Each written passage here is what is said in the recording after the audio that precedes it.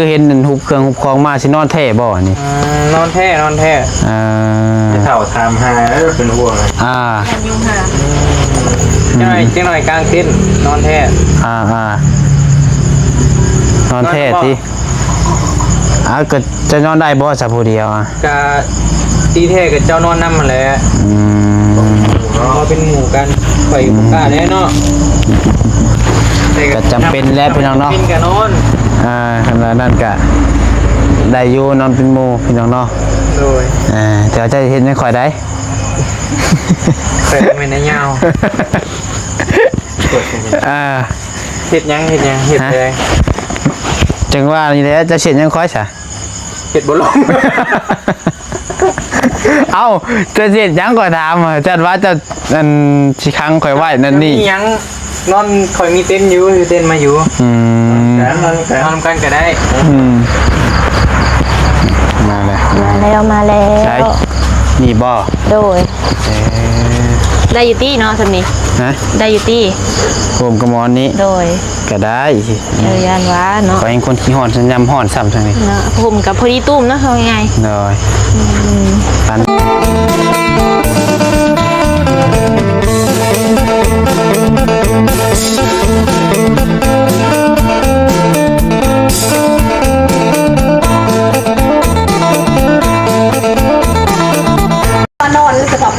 ร้านเคยบ่ทำมาร้านเคยน้อยใหญ่ใหญ่บนน้ำเลยใหญ่เคยใหญ่กระทาไปทางใดเลยไอ้เขาบุญท่านมันยังเนาะแต่ไปร้านใหญ่แล้วลืมแล้วลืมแล้วเนาะแห้งร้านคือแล้วอีเบิ่งชมเป็นห่วงอีขนาดวันยังมาท่านยังกันพี่มาอยู่นี่ละพี่เลยเนาะอยู่นี่แล้วคักได้เลยคักได้พี่เพื่อนออกมาซองเบิงโดยสบายดีเพื่อนออกมาซึ่งออกมาซองเบิงร้านเคยเพื่อนพี่น้องเนาะคนวายันเคยร้านเคยจะได้โอ้ยจู่จะให้ได้ปิดไปแล้วก็บี้ไปแต่คือได้ที่คักเลยก็ยังได้แต่คือเข้าแล้วหรือเคยร้านเคยได้สนใจได้เล่นอุ้มได้หันนิวฮะทำไงเนาะอะไรพี่ว่าใจดีใจดีเลยเจ้ากับผมมีร้านไผ่เนาะร้านไผ่เนาะเจ้ากับผมมีร้านไผ่แฉะจะปุ้ยอยู่นี่ได้ไทยโตกะยังได้แบบน้ำคิงบ่แล้วแล้วเนื้อน้ำคิงบัตรบาลานบัตรใบเตยพวกเราโบเมลานเนาะโบเมลานเนาะเอาเลนก็ได้น้ำคิงอะไรก็มาอยากได้นี่นะแบบน้องอยากได้น้องของน้องอยากได้น้องสาวสมมติเบิ่งสมมติว่าแม่นบ่เอาอยากได้ไปได้สิกันรอให้บี้ได้ลูกกันก่อนเอาเลนบ่เอาลูกของบี้วะเอาลูกของบี้ก็โบกันโบไว้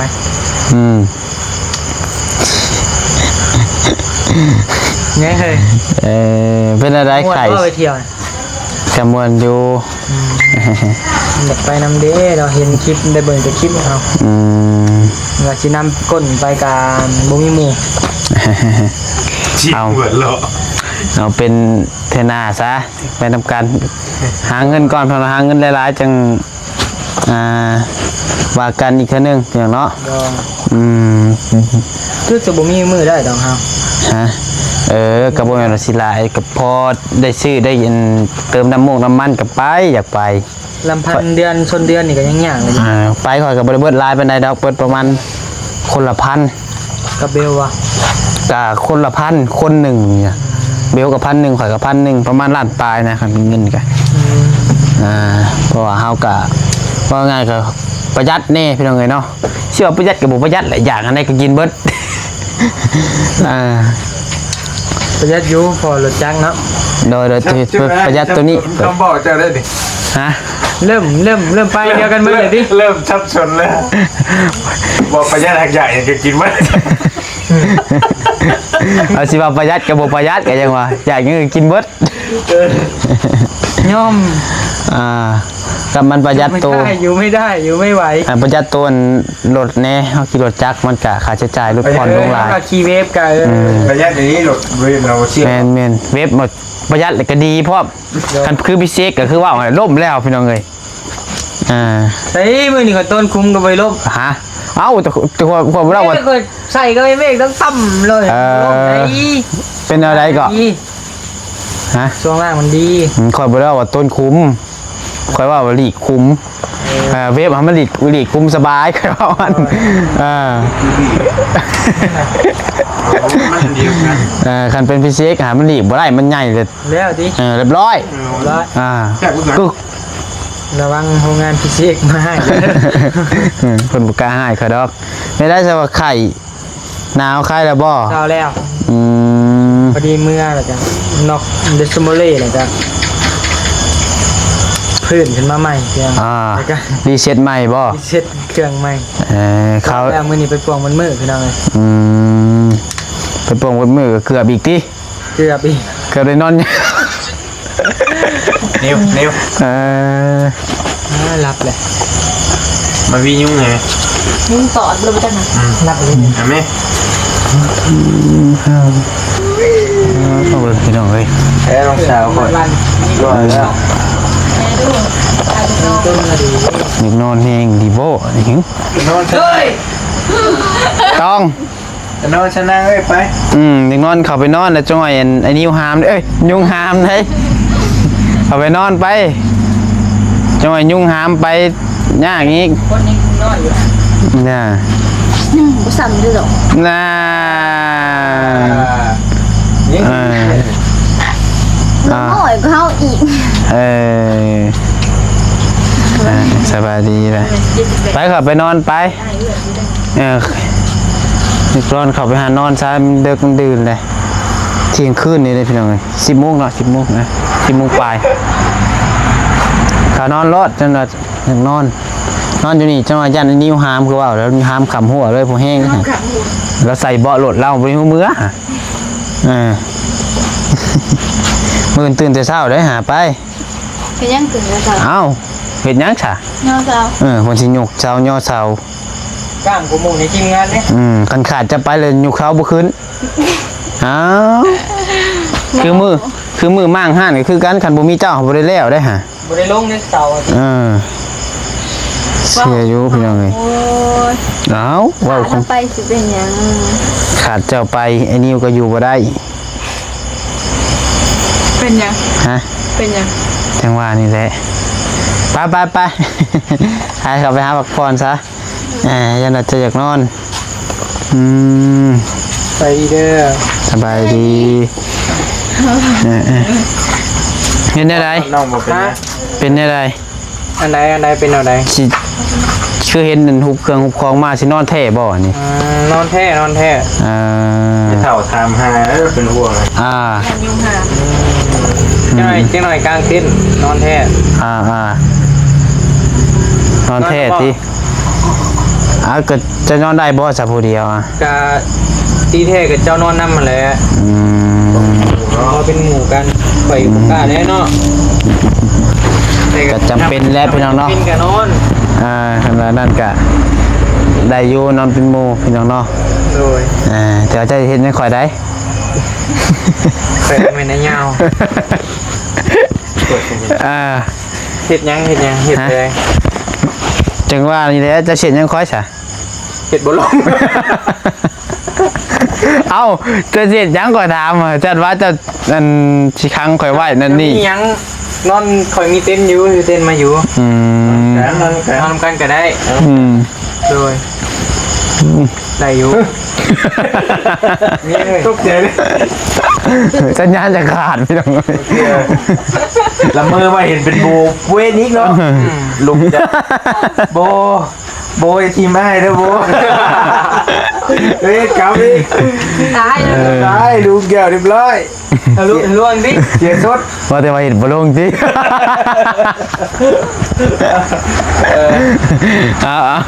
หยอกพี่น้องเฮ็ดนอนดีๆบ่นี่ นอนหลี นอน มาว่า อ่า เต้นนี้ยังครบสุดเลย คอยต้องได้ มื้อเอาแล้วนี่จะบ่ มาเอาข้างนอกนำกันก็ได้ที่เป็นหยัง ลองเบิ่งมันละจังกลางแล้วก็จัง แม่นแหละ มันแล้ว มื้อตั้งเช้าแต่เช้าเด้ยันบ่ทัน โดย นี่ฟิลิปปินส์เนาะ แนวมันได้เดี๋ยวได้ซะ เจ้าเคยนอนน้ำสายฟ้าแม่นบ่ไผเคยนอนนะบ่ ไอ้บางไอ้นุ่ง แก้วบ่ ไอ้แก้วนอนตลอดแก้ว เจ้าก็เคยตีคือว่าเจ้าก็เคย บ่เคยที่บีบ่เคย เคยบ่ลือว่าเทื่อหนึงเนี่ยช่วงเฮ็ดเฮือนครัว อ่า แต่ว่านอนหลายคน อ่า เคยเทื่อหนึง อืม มื้อนั้นมันค่ำ10:00 นแล้ว มันดึกอ่ะ ช่วงเฮ็ดเฮือนครัวเคยฮ้อนบ่นอนบ่รับเลยมื้อน่ะ แจ้งเลย แจ้งเลย เอ่อ ตอนช่วงเฮ็ดเฮือนครัวเนี่ยเคยอยู่แก้วหานอนตลอดอยู่ แม่นบ่โอเคพี่น้องเนาะถือว่าสินอนดีๆเนาะ ด้วย ให้ลุงนอนเป็นหมู่พี่น้องเอ้ยโอเคก็ได้อยู่พี่น้องเนาะพอมื้ออื่นก็นี่แหละตื่นเช้าพอได้ถ่ายบรรยากาศแล้วก็พอได้ซอยเวียกเพิ่นพี่น้องเนาะว่ากันเนาะ ด้วย ใช่คือยังมั่วๆก่อนนี่ชวนพ่อดูถามพ่อดู บอยเราเมื่อรถ ฮะ ให้เรานอน เอ้ายันว่าให้พ่อนอนเป็นหมู่ย่านเนาะอบอุ่นได้นอนกับพ่อ จอยและซีมานมาหา มาจังก็ บ่ล้มฮะบ่ล้มเป็นเจ้าใหญ่อีบ่ ไอ้เต็นของนี่นี่ ฮะ มีหูข้างใน เป็นหมูที่คือหมูบ่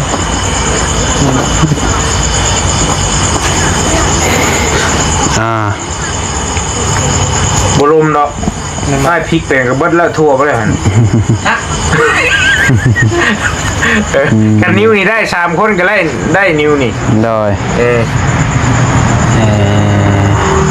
สวัสดีแล้วพี่น้องเด้อ สบายดี เป็นได้ม่วนบ่ไปเที่ยว กับมวลอยู่ ไปซ้ำไปเที่ยวหั่นแหละเนาะ โดยมันก็คือกันนั่นแหละพี่น้องเนาะว่าสิเฮ็ดหยังกะยาทุกมื้อนี่เมื่อยไอ้หลักๆเลยคือเมื่อย เที่ยวก็เมื่อยเฮ็ดเวียกก็เมื่อยนอนก็เมื่อยเพราะว่านอนสบายนี่คิดผิดแล้วพี่น้องเอ้ยสำหรับเฮาหรอกว่า สำหรับจากที่เคยสัมผัสมาพี่น้องเนาะนอนเบิดมื้อเบิดเว้นนอนดีๆแล้วก็เมื่อย มันก็ให้ว่าไงก็ให้มันอยู่ในความพอดีนะ โดย นอนดีๆลมกับบ่ไหว้คือว่า แมนคือเฮาไปดินหลายก็เมื่อยพี่น้องไปดินไปเที่ยวก็ม่วนเราก็เมื่อยน้ำมวนน้ำตัวนี้แล้วก็เงินก็เบิดน้ำพี่น้องเอ้ย แนวมันเลยตัวนี้ แต่ก็รวมๆก็คือม่วน พอดีมันฝ้าวโพด โดย เบิ่งก็มันสิเมื่อยน้ำฝ้าวมาแหละก็สิเบิ่งก็ บ่กะ คืนเดียวได้แม่นบ่ โดยมันเบิดแต่ทหารยังบ่มีบนเที่ยวเลย เพราะว่าคันทับไปไกลกูหันมันก็ พอดีงามเนาะ โดย งามซะนะ โอเคเบิกทางนี้ก่อนพี่น้องเลย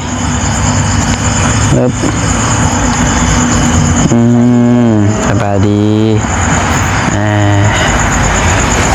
กินข้าวอิ่ม โดยแล้วสิให้นอนน้ำอยู่บ่นี่ โอ้ ก็พิษพี่น้องเสีย บ่แม่นนั่น เสียนอนน้ำอะไรเนาะโอ้ยคุณว่าพี่น้องมันอยากล้วนมันนอนหน่อยพี่น้องเลยเขาโทษเขาพายน้ำช่วงนี้เดี๋ยวสินอนหลายๆก่อนบาดนี้ สิให้นอนอยู่นี่ได้อยู่บ่ ได้ บาร์บี้นี่ โดยได้ กับข่อยนี่แหละ กับข่อยนี่แหละ ให้นอนใส่ให้นอนใส่ น้ำตูบไปเลย นอนตูบนี่บ่ โดยพอนอนได้อยู่เลยอ้วงเนี่ยมีไฟเลยพอได้เสียบสายโทรศัพท์นี่ อ๋อมีไฟข้างในเนาะมีบักเสียบอยู่บ่เลย นี่ ตัวนี้บ่ฮะ บ่ได้เสียบสิ โดยพอได้เสียบ ว่าให้ไอ้บี้ได้เสียบมือ เอ้าแบตเบิดมือยันบ่มีโทรศัพท์ถ่ายคลิปให้ FC เบิ่งได้แบตสำรองกันอยู่เพื่อนบ่พี่น้องเอ้ยบ่ได้ถือมาซ้ำ ลืมนอกจากก็ลืมถือมาเนาะ โดยก็บ่ได้บ่คิดว่าสิได้นอนเด้บ่คิดว่าสิทางบ่บี้เพิ่นสินอน โดย ไปถือยังมาเลยพี่น้องเนาะ โด นี่แหละนอนตูบนี่แหละนี่กว้างแน่ อืม นอนอันเตียงแล้วก็ไม่นะมันกับโคตรดอกนั่นนะนี่นอนตูบเนี่ยมีหลังคามุงข้างใน แต่ก็อยากญาติได้นอนสองคนเนาะ ญาติ บ่พาบ่มานอนเป็นหมู่นี่บ่ โอ้ขอสิลูกไปเจาะมาเอาเดิน ได้แทนเดินได้ดี ฮะ แทน บี้ญาติเลยเฮ้ย ย่านย่าน ฮะบี้กับญาติ มันอยากเป็นไปเองมันเด้อ ญาติเนาะสองคน ญาติเด้ แน่นอนไปเลยดิ เด็กๆมันอยากเป็นไปเองมันเด้อ แน่นอนไปเลย เออน้องปลาไส้กับคนขี้ญาติซั่นพี่น้องเอ้ยบี้กับคนขี้ญาติบาน เป็นยังดอกอยู่แต่สองคนอุ่นใจ ช่องมาคนเดียวอหย่างจะพูดว่าแล้วว่าดอก คนเดียวหัวหา คนเดียวหัวหาย คนเพื่อนตาย 3 คนกลับบ้านสบาย ประมาณนั้นเลย ถาม4 คน มันเท่าละค่ะยังมานอนข้างๆก่อนพี่มาย่างมันต้องของพี่มาหลอกกันเด้ อืม นอนทางกลางนี่ จักพี่มาจืด นอน เลย ทาง ดื้อก ลางทีมายาม บอก นอนทางขอบทีมาหลอก มานี่แหละ นอน ม เทิง ดมดขางบอกพ่อกัน นอนเทิงหลังคา เออ ปลอดภัยแน่นอนแต่ว่าบุฮูปลอดภัยจากพี่สร้างนางไม้แต่ว่าชีวิตชีวิตนี่บุฮูกินตกลงมาได้ไร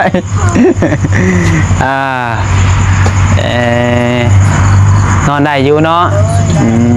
ยังพอเอ้ยแม่อนุญาตแล้วเด้จะไม่เท่านะ โดย ได้น้ำเพิ่น จังได้กะนั่นอื่นอย่าลืมใครประกอบของเยี่ยมไว้หน่อยเด้อ โอ้ยใช้ตลอดใช้ตลอด นั่งเลยเนาะ ต้องห่วงดอกเด็กๆที่มาเจาะ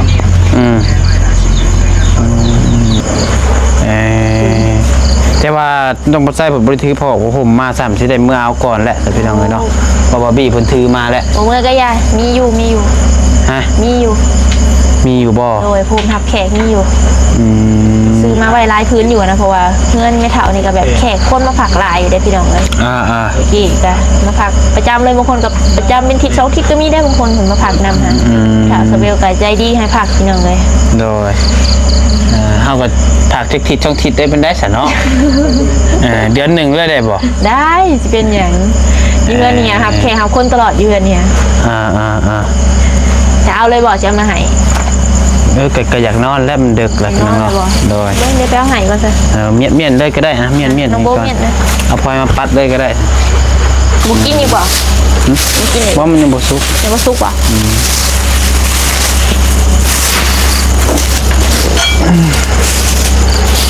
เป็นยังไง ไม่พอยมาก่อนเกือบคอยใส่เลยฮะเกือบเห็นไหม เจอจะขึ้นทางฝุ่นนี่พุดลงมาเลย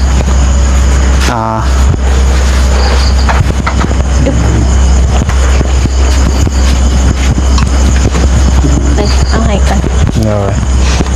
อันดับแรกไม่พอยก่อน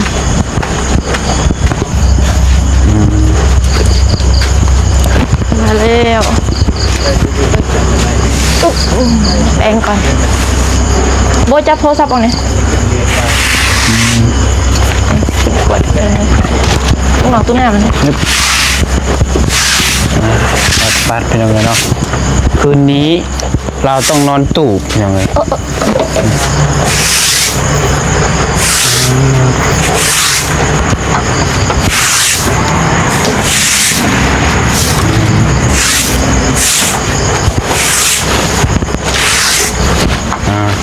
บริโนอนขวางกันดิบริโนอนขวาง จังหวะแล้วจะเต็นท์เพิ่นเอามาใหญ่หรือบ่เลยด้านกะหันบ่ใหญ่ก็ให้ทางน้องเคยนอนนอกเต็นท์ขอนอนใน โอเคจ้ะ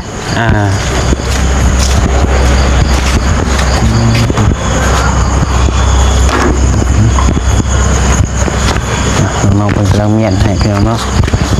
งูสิบ่มากัดบ่เนาะเอาว่างูเขียวงูยังลายครับว่า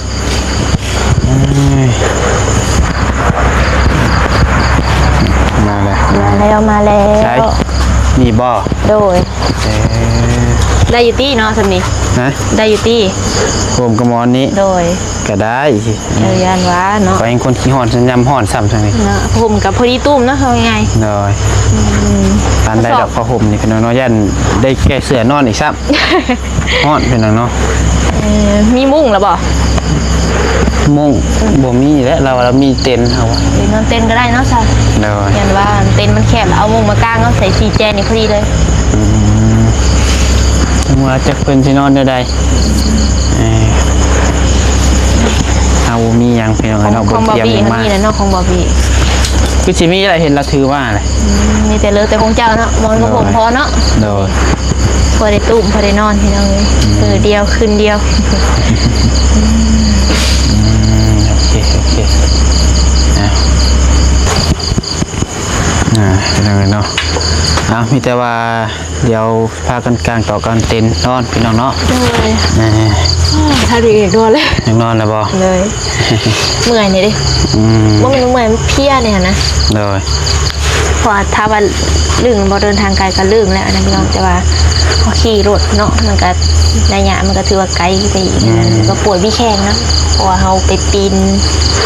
ถึงเกาะคุ้มกองแล้วกองแรงนะพี่น้องปีนกิจกรรมอะไรเพื่อที่จะเบลว่าแหละก็อยากล่าแขนขาเลยนะ โดยไปสำหรับพี่น้องเรามีแต่วันนั้นแหละเนาะเดี๋ยวขอตัวพากันการที่นอนพี่นอนก่อนยังว่ากันมื้ออื่นเจอกันพี่น้องเนาะ เย็นเด้ จะตื่นจักโมงเลยพี่น้องเอ้ยจะขี้นอนรับบ่รับก็เดี๋ยวจังว่ากันเนาะ ตื่นเต้นอีกหน่อย ตื่นเต้นนี่อยู่นี่ก็ได้ ตื่นเต้นเยอะสาวมื่น แห่งพักผ่อนมายังบ่เพียงพอซัก เนาะ ไปพี่น้องเอ้ยจังว่ากันใหม่สำหรับคลิปนี้ลาก่อนขาดประการใดขอโทษขออภัยนำสบายดี